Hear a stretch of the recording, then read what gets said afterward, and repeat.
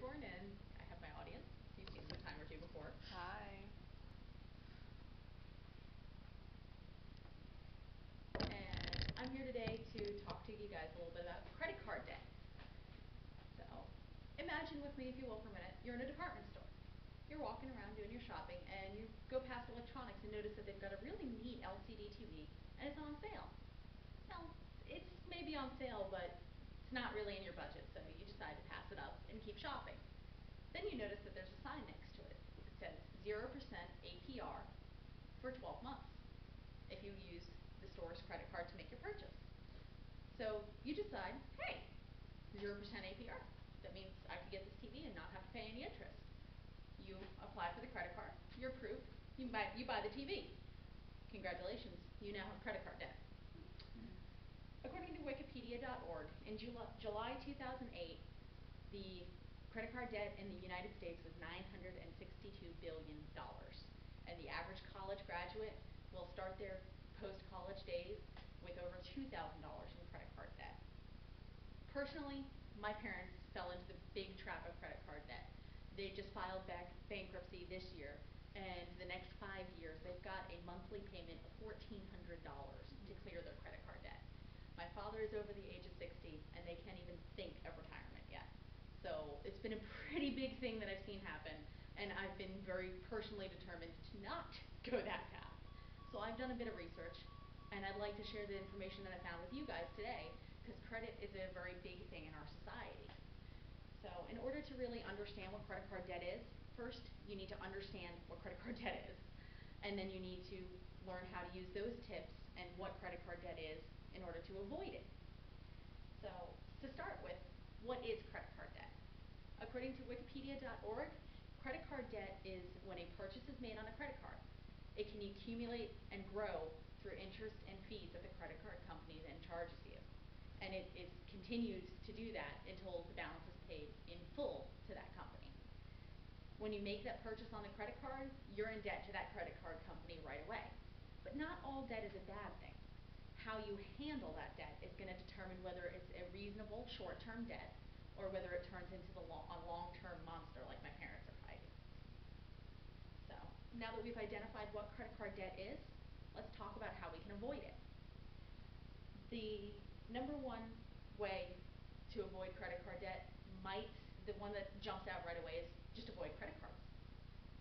It's not very easy to do nowadays. Everywhere you turn, there's ads, there's promotions going on if you get a credit card, and not to mention, in this society nowadays, your house, your car, even your ability to get a job can be based on your credit score.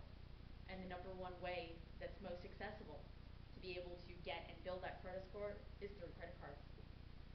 So the next thing is to have 1 or 2 cards and use them wisely.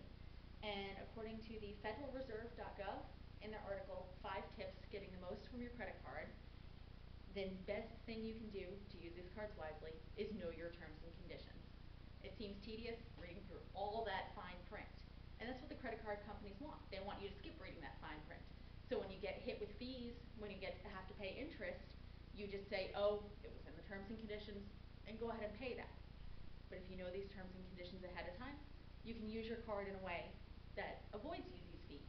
So you can use the cards wisely and not be hit with extra money and extra charges on top of it. According to Credit Card Basics from creditcarddebt.org, some of the main things you need to know for interest is the grace period and the due date. The grace period is the amount of time that you have between the credit card statement that you get from the company and the due date. And the due date is the date that payment is due in the hands of the credit card company, not the postmark date, not the date you go online to make your payment or anything like that. It's the date they have to have the money. So if you've got a long grace period, that gives you longer to get your payment together and make sure it's there for the due date. If you happen to miss the due date, well, that leads into something from the other article, 5 tips, called penalty interest. If you make your payment late, or if you fail to make the minimum payment due, they can raise your interest rate and start charging you even more for that. So it's really, really important to know your due date and make sure your payment is there early, if not on time. So, also to help with this, 5 tips also suggests making a large payment if you're not able to pay in full. The larger that first payment that you make is, the smaller a balance will remain and the smaller the interest will be charged. So that at least reduces the amount of interest so you can start getting ahead on it. So from credit card basics, it also suggests choosing your card wisely. And that's the number one thing. If you choose a card wisely, it makes it easier to keep track of everything, makes it easier to understand your card if you choose it with these things in the first place.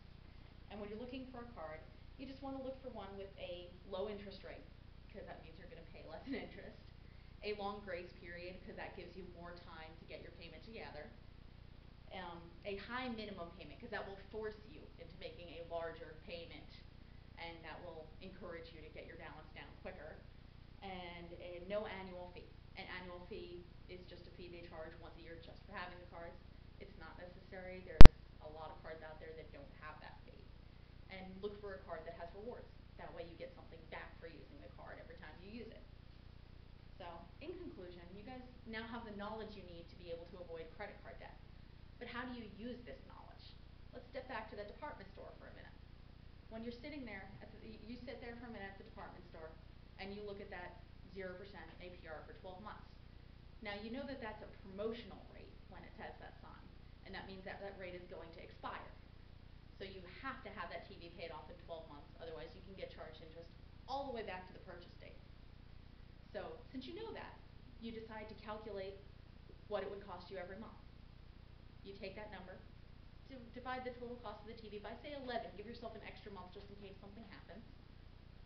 And the number you come up with for the cost of the TV on the monthly basis, you've already got enough excess income to cover that. So you go ahead and buy the TV. You go home, and when you sit down at home, you add that to your bills. And when the credit card bill comes in every month, you don't pay the minimum payment on there. You pay the amount you calculated. 1 year later, your credit card is paid off, you own the TV, and you got it as a really great deal because you didn't pay any interest on it. You used the card properly with the promotional interest rate, so you were really able to enjoy your great deal. So thank you for your time, and I hope we all can learn a little bit. Yay.